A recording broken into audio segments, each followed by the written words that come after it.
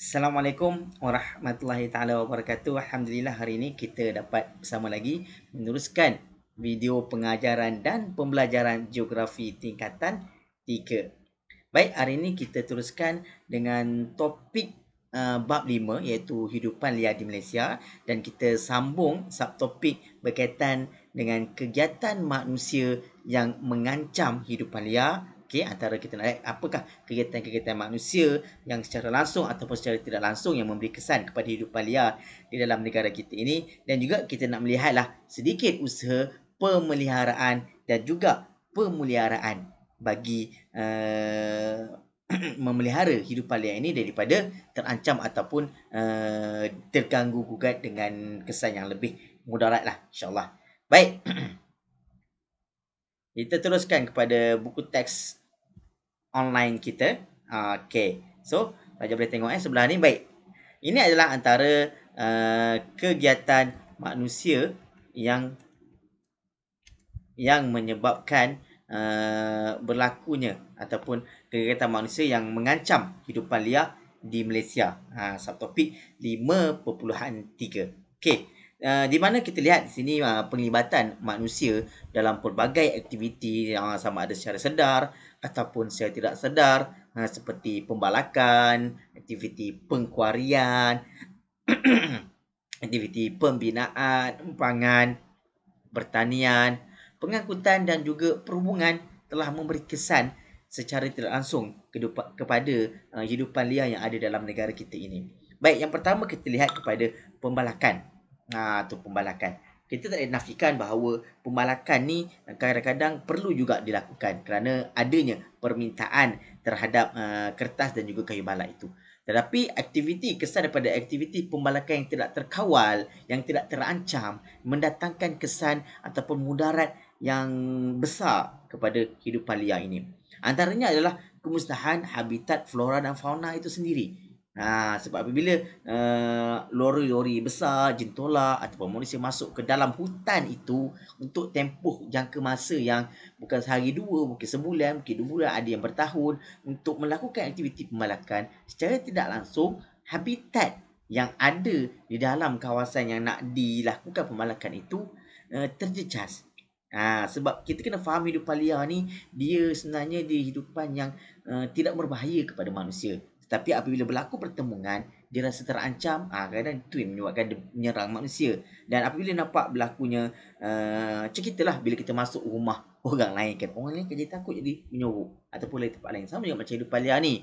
Apabila kita pergi ke tempat dia, kita melakukan pembalakan, kita tebang pokok, mungkin di atas pokok itu ada hidupan ataupun anak-anak hidupan liar, kita tak perasan, kita tak sedar kan. So yang pertama menyebabkan berlakunya kemusnahan habitat flora dan juga fauna. Yang kedua, apabila dah berlakunya penebangan hutan di dalam pokok itu, apabila berlakunya hujan, terjadinya permukaan tanah di kawasan hutan itu dah mula terdedah kepada ejen-ejen hakisan, terutamanya hujan lah. Sebab hujan ni biasanya berlaku di kawasan hutan, di kawasan gunung. Jadi kalau kawasan itu telah ditebang pokok, yang mana kita tahu bahawa pokok sebelum ini menjadi seperti sponge ataupun penapis, penahan hakisan. Tapi apabila pokok dah ditebang, tak ada lagi daun, tak ada lagi ranting. So, hujan yang turun itu akan terus pergi kepada kawasan tanah. Jadi, tanah itu dah terdedah kepada air hujan yang jatuh daripada langit dan ketinggian yang tinggi. Jadi, akan menyebabkan berlakunya hakisan. Dia jadi ejen hakisan.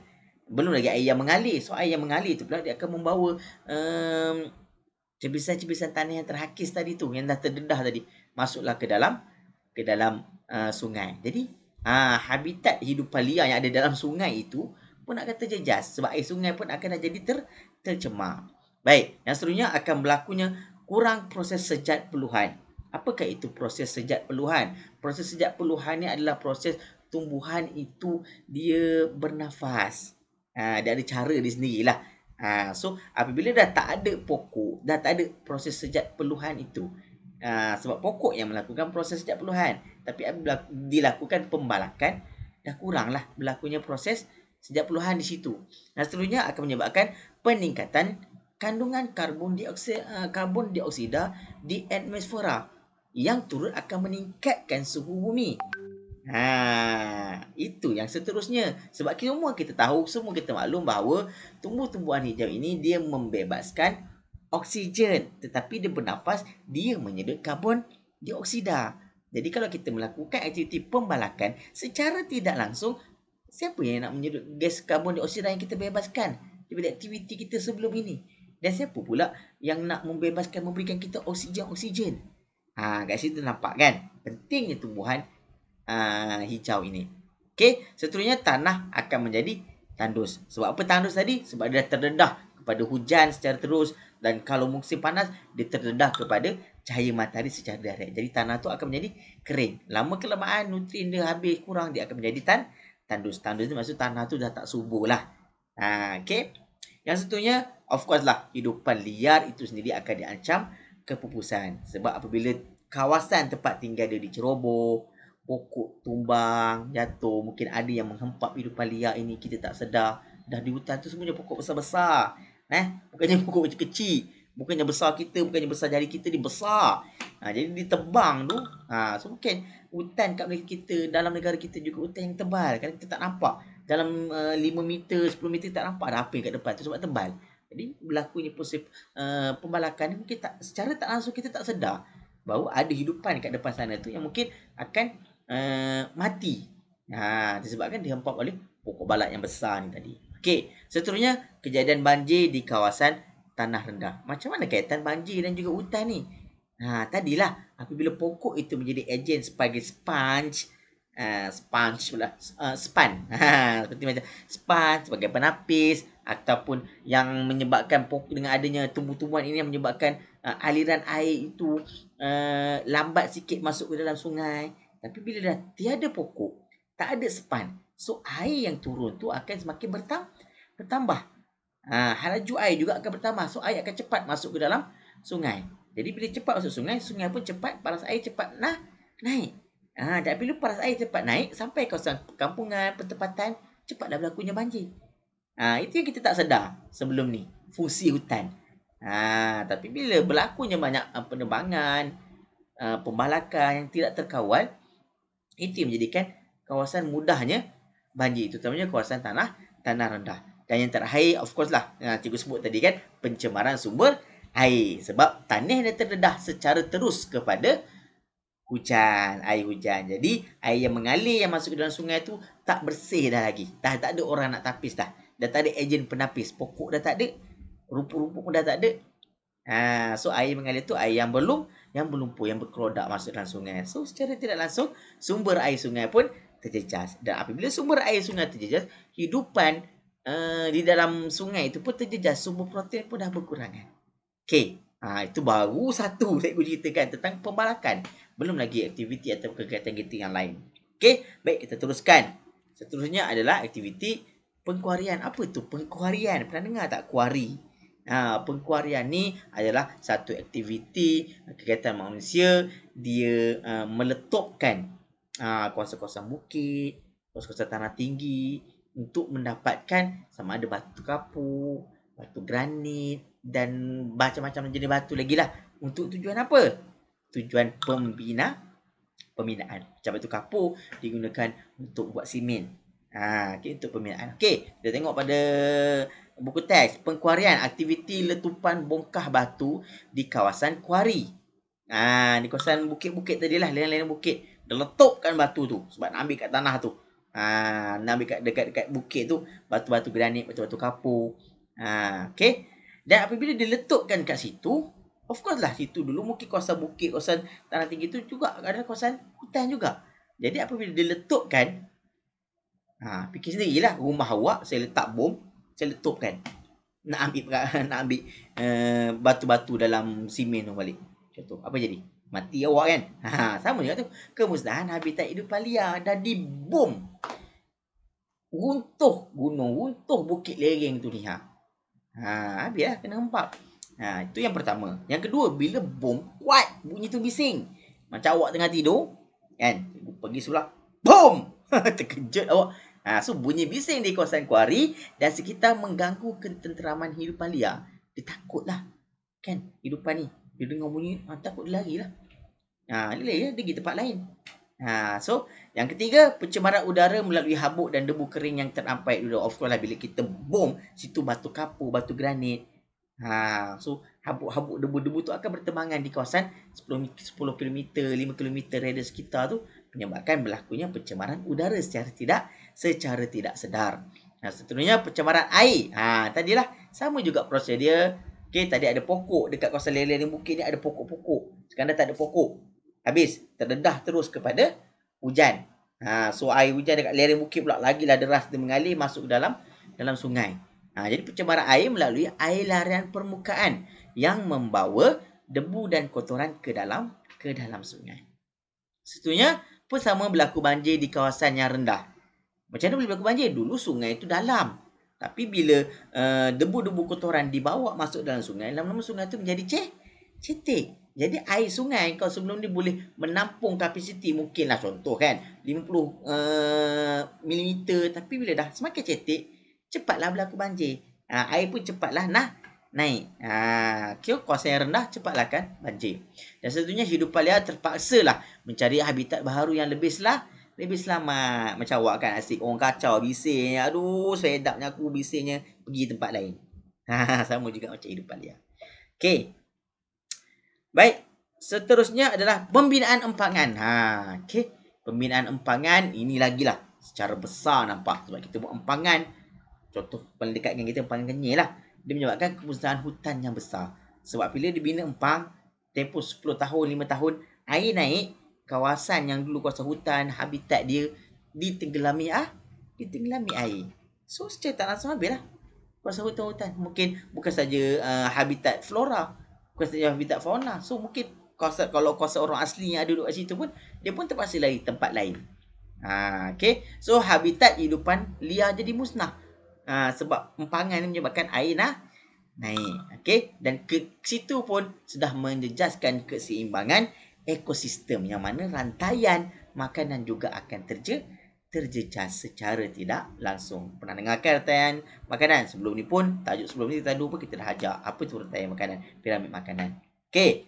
Baik, itu dia pembinaan pangan. Walaupun ada kesan positif, tetapi ada jugalah kesan-kesan negatif. Sebab itulah kalau dulu empang kenyir, sebelum nak siap empang kenyir tu, diberlakukan proses perhilitan masuk dalam kenyir, tasik kenyir. Dia akan keluarkan gajah-gajah, hidup-hidupan liar, dipindahkan tempat lain. Baguslah macam tu.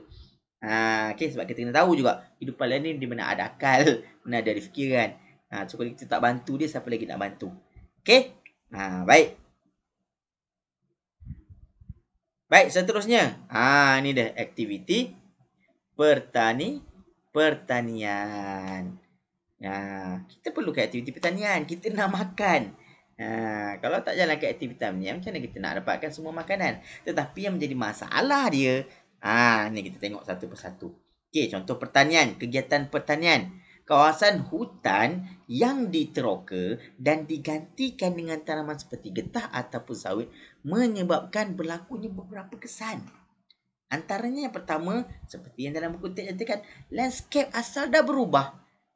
Kalau sebelum ni pokok tumbuhan hijau semula jadi, pokok-pokok besar, hutan-hutan rimba besar. Tapi apabila ditebang, of course dah berubah dah. Tak ada lagi dah pokok-pokok besar, dah tak ada lagi dalam tu hidupan liar. Yang ada manusia-manusia yang mengerjakan sawit dan juga getah. So landscape dah berubah, landscape asal. Okay, itu yang pertama. Kedua, of course lah rantaian makanan jalan ekosistem juga terganggu. Kalau dulu situ adalah kawasan beruk, kawasan monyet, kawasan tapir, apa-apa jenis hidupan liar dalam tu duduk. Sekarang ni bila kita dah tebang, kita tanam dengan sawit itu ni, takkan duduk situ lah. Dia lari tempat lain. Kat situ pula masa kita melakukan proses penebangan, pengkliaran. Nak clearkan kawasan tu, nak jadi kawasan tanaman getah atau sawit. Banyak dah hidupan liar yang mati ditimpa oleh mungkin telang gajin tolak ke, timpa oleh kayu balak yang jatuh ke, yang lari bertepiaran ke tempat lain ke nak menyelamatkan diri. So rantaian makanan kat situ dah terjejas. So kemusnahan habitat hidupan liar tu of course lah. Kalau dulu situ kawasan beruk, rimau, tak ada dah beruk rimau. Sebab tu kalau tengok dululah masa awal-awal pembukaan kawasan tanaman getah, tanaman sawit, berlakunya pertemuan di antara pak belang dengan manusia. Orang takut nak pergi menori. Marah ke pak belang tu lah. Dan tu kawasan dia, habitat dia. Kita yang mengganggu dia. Sepatutnya kita masuk dan pindahkanlah dulu mereka. Kena pasti kalau kawasan tu ada hidupan liar, kena pasti tembak dengan pelali bagi dia pengsan, tangkap, pindahkan kawasan hutan lain. Sepatutnya macam itulah. Okey, kualiti tanah juga akan merosot. Sebab benda yang Allah dah jadikan semula jadi asal, bila kita dah ganggu, dia terganggu sikit lah. Contoh benda yang semula jadi, kalau kita ganggu sikit pun akan adalah kesan dia. Walaupun banyak ataupun sikit, ada sikit kesan. Dan yang seterusnya, hidupan air terjejas apabila racun serangga dan bahan kimia dibawa oleh air harian permukaan ke sungai. So, kita tak nafikan apabila kita tanam getah, tanam sawit ataupun tanam sayur-sayuran yang lain, kita nak jadikan tumbuh makanan ni cepat mendatangkan hasil. So, kita ada menggunakan baju-baju kimia, racun-racun serangga. Jadi racun-racun serangga punya kimia ni bahan-bahan yang berasaskan juga petroleum. So dia ada minyak dia. Dia bila hujan turun, dia tidak akan bercantum, dia akan terasing. So air hujan ni akan membawalah tadi sisa-sisa racun serangga yang ada dekat daun, dekat pokok. Dia akan ikut bersama air harian permukaan masuk ke dalam sungai. So sungai pun mengalir. Tu kita pun mandi. So dulu mandi sungai sedap, sekarang dah rasa gatal apa ke. Mungkin disebabkan oleh faktor itulah. Kita tak sedar, kita tak perasan. Sebab air sungai ni mengalir jauh. Betul. So hidupan liar pun dalam tu pun terganggu jugalah. Terjejas. Okay, itu kegiatan pertanian. Sebab tu sekarang ni kita banyak dah kegiatan pertanian lebih bercorakkan mesra alam, iaitu tidak lagi menggunakan racun-racun serangga ataupun baja-baja kimia, lebih menggunakan racun-racun ataupun baja-baja yang lebih organik, yang semula jadi. Baik, seterusnya pengangkutan dan perhubungan, aktiviti pengangkutan dan perhubungan untuk membina jalan raya, jalan lebuh raya hak baru. So kita kena pasti kawasan-kawasan baru. So pembinaan jaringan pengangkutan terutamanya di kawasan tanah tinggi lah akan menyebabkan pertama penebangan hutan yang luas. Tengok LPT sendiri lah. So ada kawasan hutan yang diambil untuk buat lebuh raya. Bila lebuh raya dah siap pula, tiba-tiba kita tengok dalam berita tapi mati kena langgar, beruk melintah mati kena langgar. Sebab itu dulu kawasan dia orang lalu lalang. Kan? Tapi bila kita dah ambil, kita bina lebuh raya, kita tak buat pagar comel-comel, dia pun tak tahu dia pun melintas. Bertemu dengan kereta mati. So pertembangan hutan yang luas, habitat hidupan liar pun terganggu. Okay, dia jadi terganggu. Okay, dulu sini ada rumah dia. Cawak-cawak rumah awak tiba-tiba kat tengah-tengah rumah awak orang buat highway. Terganggu tak hidupan awak? Tak cerita lah kan. So hidupan liar yang bertindak mencari habitat. Hidupan liar akan bertindak mencari habitat yang barulah dia akan pindah. So terdapat hidupan liar yang mati akibat dilanggar oleh kenderaan semasa melintas jalan. Ini juga sebutkan tadi. Dia mana tahu nak tengok kiri, tengok kanan, tengok kiri. Dia tahu melintas je. So biasanya berlaku macam ni lah. Contohnya waktu malam tak nampak. Tak tahu boom terlanggar tapi. Keluar berita seekor tapi mati. Dilanggar. Bukan dilanggar todak. Dilanggar lori. Dilanggar bas kereta. Okay. Itu dia. Baik. Okay. Dan apa lagi? Kegiatan manusia. Okay dah. Habis. Itu saja yang difokuskan dalam buku teks. Banyak lagi kegiatan yang lain. Tapi difokus yang tu, kita pun ambil yang tu lah dulu. Okey, seterusnya usaha pemeliharaan dan pemuliharaan hidupan liar di Malaysia. Kenapa kena ada usaha? Sebab kita tahu tadi, aktiviti manusia yang kita buat ni, aktiviti yang kegiatan kita ni, secara tidak langsung ataupun secara langsung ada memberi kesan kepada hidupan liar. Jadi, kita perlu memikir satu usaha, effort untuk memastikan kita boleh menjalankan aktiviti, kita boleh membuat aktiviti yang dinyatakan seperti tadi, tapi dalam masa yang sama, hidupan liar ini terjaga. Macam mana nak jaga? Inilah dia, usaha-usaha pemeliharaan dan juga pemuliharaan. Ada beza tak? Ada. Tadi pelihara, ni pelihara.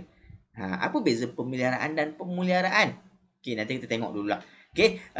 Di sini nyatakan bahawa pemeliharaan dan pemuliharaan hidupan liar adalah penting untuk mengelakkan daripada kepupusan hidupan liar ni. Kita tak nak, kita tak tahu, habis, pupus. Siapa? Kita yang buat. Kita nak berlaku benda tu. Sebab kita nak juga generasi akan datang mengetahui, mengenali hidupan liar yang ada dalam negara kita yang tak ada kat negara lain mungkin, insyaAllah. So, antara usaha yang dijalankan adalah seperti melindungi hidupan liar. Antara usaha yang dijalankan untuk melindungi hidupan liar adalah seperti menguatkuasakan undang-undang. Kita ada undang-undang khas terhadap hidupan liar ni. Bukan macam kita kenakan undang-undang pada binatang tu. Tak, kepada manusia yang mungkin memburu binatang ataupun yang mungkin menjalankan aktiviti yang secara tidak langsung akan menyebabkan hidupan liar tidak. So ada undang-undang dia. Kedua, kita menjalankan kempen-kempen kesedaran. Supaya masyarakat sedar, masyarakat tahu bahawa kehidupan liar yang ada dalam negara kita ni perlu dijaga, perlu disayangi. Dan kadang-kadang orang tak tahu itu hidupan liar, tergolong dalam hidupan liar. Ada juga. Okey, mewujudkan pusat konservasi dan taman negara. Pusat konservasi maksudnya kita pindahkan hidupan-hidupan yang terancam tadi ni, ataupun hidupan liar yang mungkin tercedera semasa pembalakan ke apa ke, kita pindahkan, kita rawat, kita letakkan kat kawasan baru. Kita jaga dia, kita bagi dia makan. Okey, menjalankan penyelidikan dan pembangunan. Kita buat penyelidikan dan pembangunan. Apa yang kita nak selidik? Hidupan liar tadi lah. Apa penyakit yang mungkin menyerang mereka, macam mana kita nak tambah, nak membiakkan lagi mereka ke apa ke. Okey, antaranya. Atau research and development, R&D, sama lah tu bahasa Inggeris. Seterusnya membuat penilaian impak alam sekitar atau environmental impact assessment, EIA. Ini biasanya ada dalam, sebelum kita nak buat projek pembinaan apa, ada. Dia ada EIA dan SIA sebenarnya. Tapi ini lebih kepada hidupan liar, kita ambil EIA, Environment Impact Assessment. So kita buat kajian, kita buat kata kerja. Sekiranya kita jalan kat aktiviti ni, apakah kesan dia kepada hidupan liar? Sampai macam tu sekali tahap dia. Yang terakhir, memberikan pendidikan alam sekitar dan juga mewartakan hutan simpan.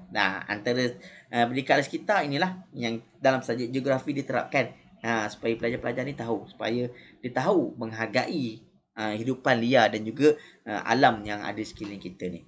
Okey. Pertama, undang-undang. Kita ada Akta Kualiti Alam Sekitar 1974, Pindaan 1985. Apa itu? Iaitu mewartakan kawasan yang kaya dengan sumber sebagai kawasan pemeliharaan seperti taman negara dan taman laut. So kita kena pasti mana ada kawasan yang berharga, kawasan, maksud berharga tu, kawasan tu adalah kawasan kediaman hidupan liar yang banyak, yang tertentu. So kita wartakan kawasan tu, kita nyatakan, kita gazetkan sebagai kawasan tu. Contoh kan, kawasan beruk. Kita tahu banyak beruk tu, kita katakan tu kawasan beruk, ataupun taman negara atau taman laut. Okey. Sekiranya ada orang yang masuk atau menjalankan aktiviti yang tidak sepatutnya, dia boleh dikenakan hukuman denda dan penjara kepada pesalah yang merosakkan ataupun mencemarkan sumber alam yang ada di kawasan tersebut. Contoh, kita dah warta dah ada sebagai taman laut. So kita masuk dalam tu, kita tangkap ikan.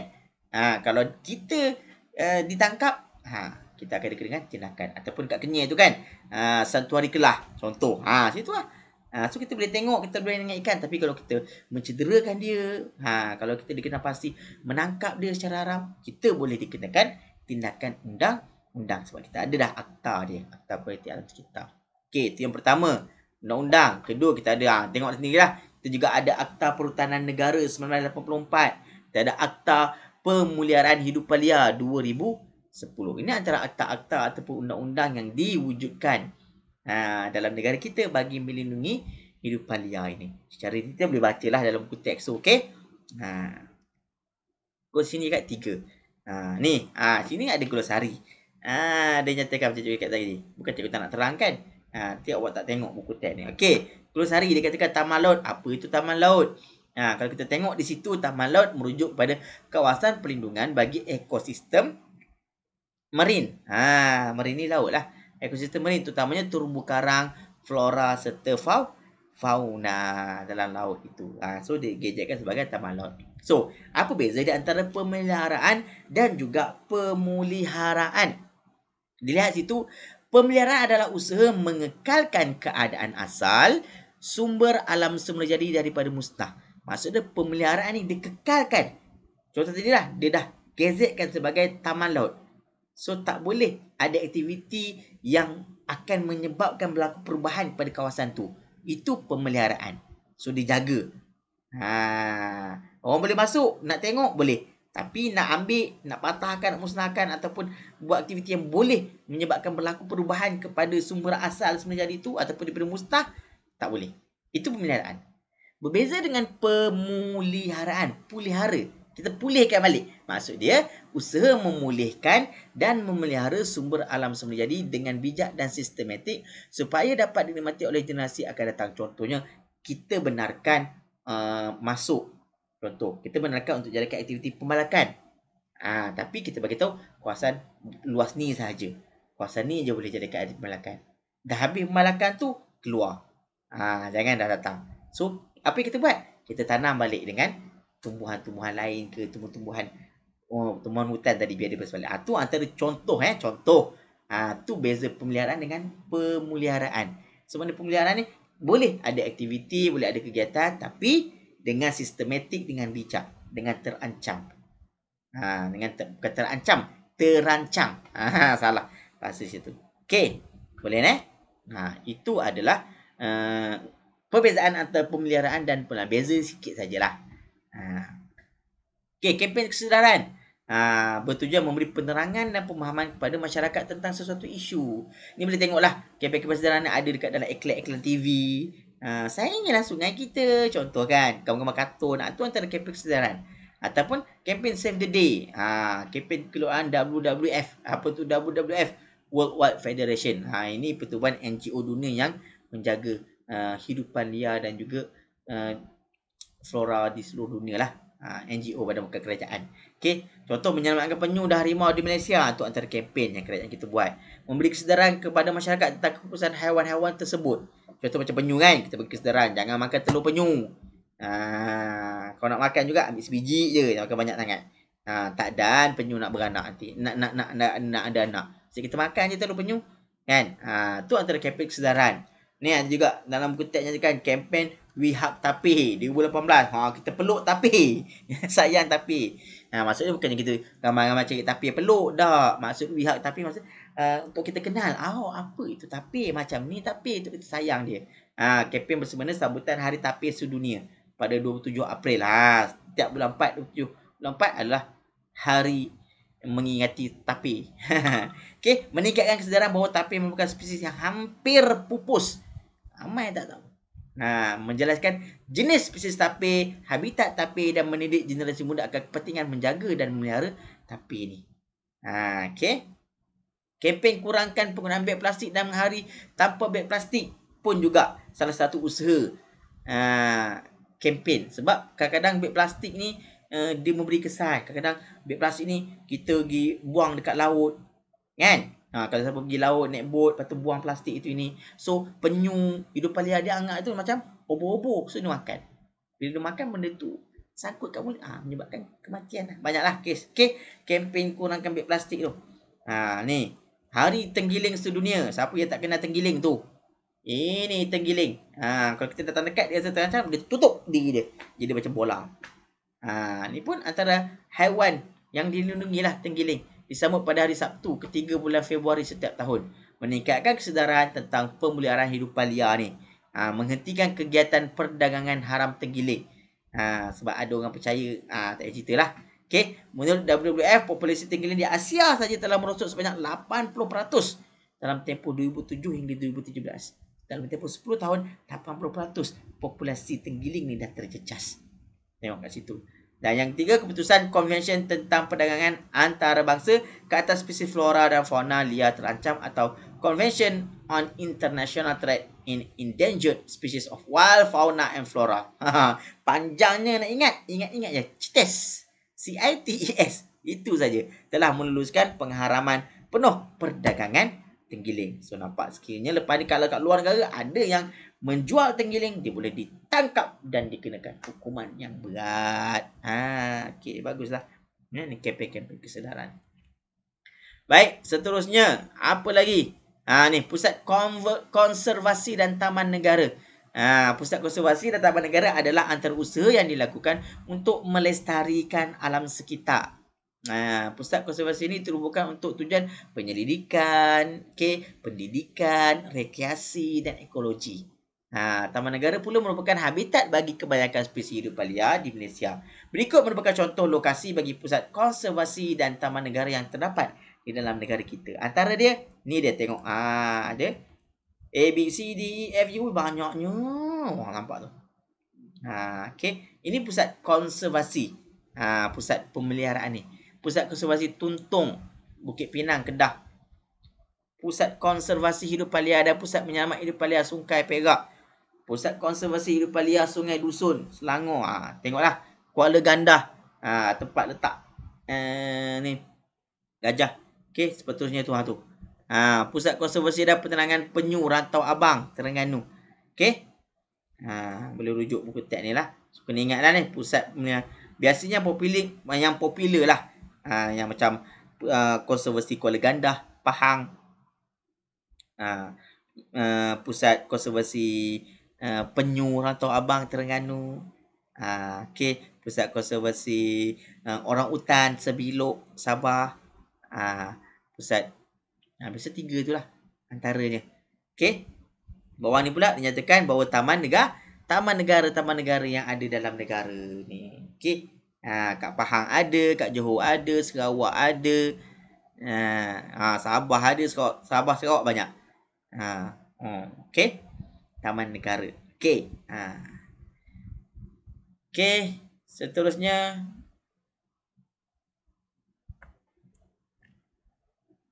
ini tadi lokasi tadilah. Lokasi di atas peta. Okey. Ni dia bagi tahu. 4 spesies penyu terdapat di Malaysia ialah penyu belimbing, penyu agar, penyu kara dan penyu lipas. Penyu pun ada spesies. Bawah tu rusa, siapa yang tak kenal rusa? Takut ada tak kenal rusa. Bukan rusa kereta tu, bukan binatang.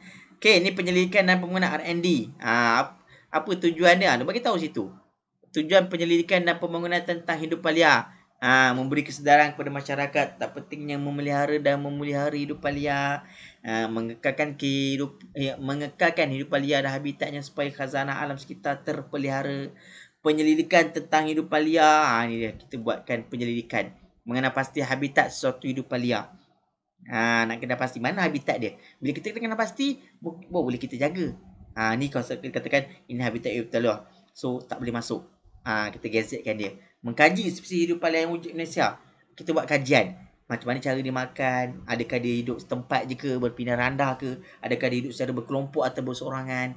Mengetahui makanan yang sesuai untuk hidupan liar ni. Supaya sekiranya kita jumpa ataupun dapat hidupan liar yang ditangkap. Bila kita nak selamatkan dia, kita tahu apa yang dia makan. Kita boleh beri dia makan, kita boleh jaga dia. So, untuk mengenal pasti pula jenis penyakit yang dihidupi oleh spesies hidupan liar ni. Kita jalankan kajian diagnosis apakah penyakit dia, supaya kalau kita jumpa ataupun ada orang awam yang jumpa yang maklum kepada penelitian, so kita boleh rawat dia, kita boleh bagi ubat yang sesuai dengan dia.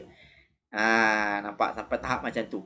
Okey, menjalinkan kerjasama penyelidikan antara agensi kerajaan dan juga universiti tempatan. So kita adakan juga buat kaedah pembiakan untuk mengekalkan spesies hidupan liar ni supaya generasi akan datang boleh kenal, boleh tahu dan mengkaji kemandirian dan sifat hidupan liar ni.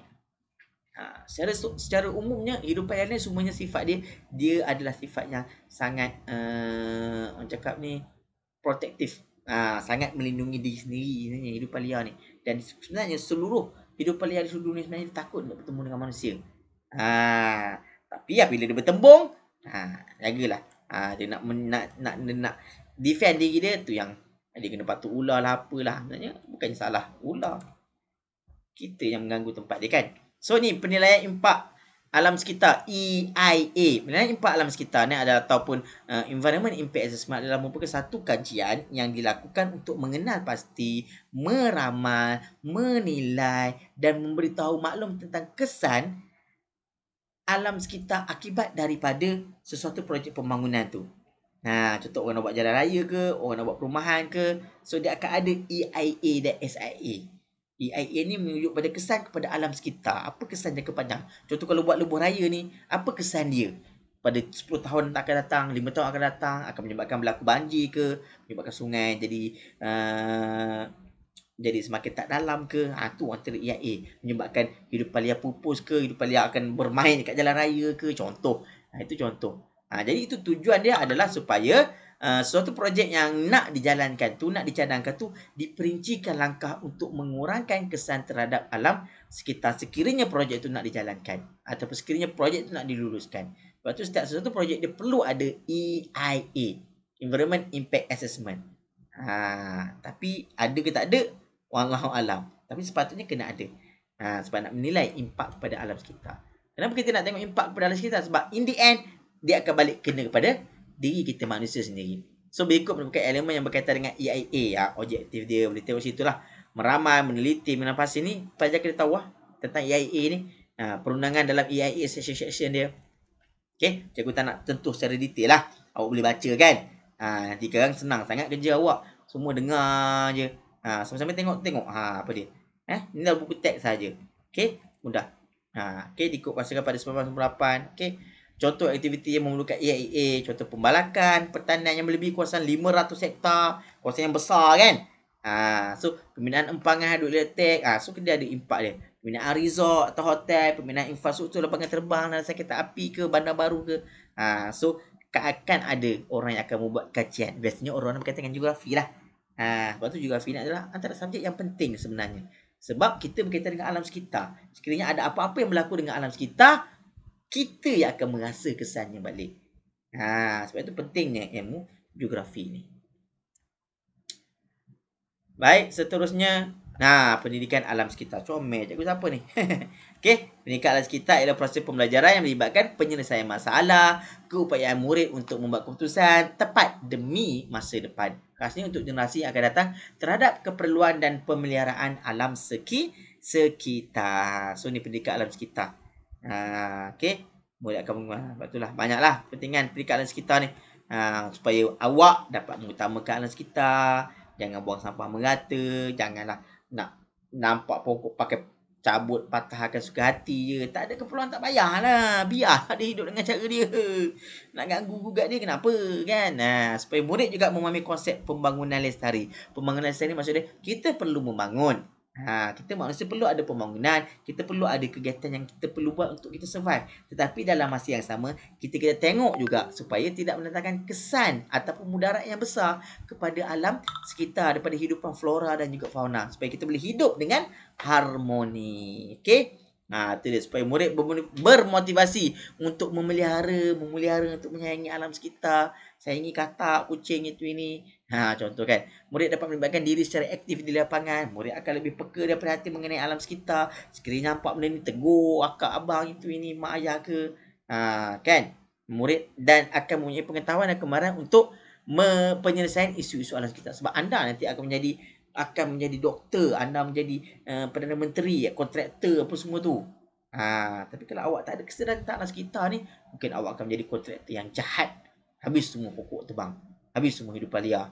Tak dijaga. So bawah tu ada Glosari. Pembangunan lestari merujuk pada pembangunan tanpa menjejaskan alam sekitar. Maksudnya kita buat pembangunan tapi alam sekitar tak terjejas. Okey. Itu maksud pembangunan lestari. Seterusnya, pewartaan hutan simpan. Ni dia mewartakan hutan simpan. Hutan simpan merupakan kawasan hutan yang diwartakan untuk tujuan perhutanan dan ditadbir oleh Jabatan Perhutanan Negeri setiap negeri yang dekat Malaysia ni lah. Pokok di kawasan hutan ini tidak boleh ditebang sama sekali dan dilindungi oleh undang-undang di bawah Akta Perhutanan Negara 1984. Akta 313. Kat Akta Mak Ayah Lambung. Okey, ni antaranya hutan simpan kekal UKM, hutan simpan sungai menyala. So tak boleh buat aktiviti-aktiviti yang tertentu lah. Ni aktiviti ni biarlah. Baik. Itu sahaja hari ini kita melihat kegiatan manusia mengancam kehidupan liar dan kita melihat apakah usaha-usaha yang dijalankan yang ada dalam negara ini bagi memelihara dan memelihara alam sekitar.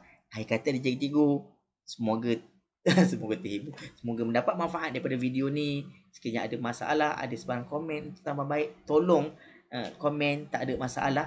Okey, sebab kita ni manusia biasa, kita tak sempurna, ada kekurangan. Semoga dengan kekurangan itu kita akan tambah baik pada masyarakat akan datang untuk sama-sama memberi manfaat pada orang lain. InsyaAllah, selamat belajar dan selamat maju jaya. Dan ingat, hargai, sayangi alam sekitar kita, terutamanya hidupan liar yang ada. Okey, insyaAllah jumpa lagi di kelas yang seterusnya. Cikgu jumpa awak di kelas seterusnya. Okey, baik. Assalamualaikum warahmatullahi taala wabarakatuh. Terima kasih.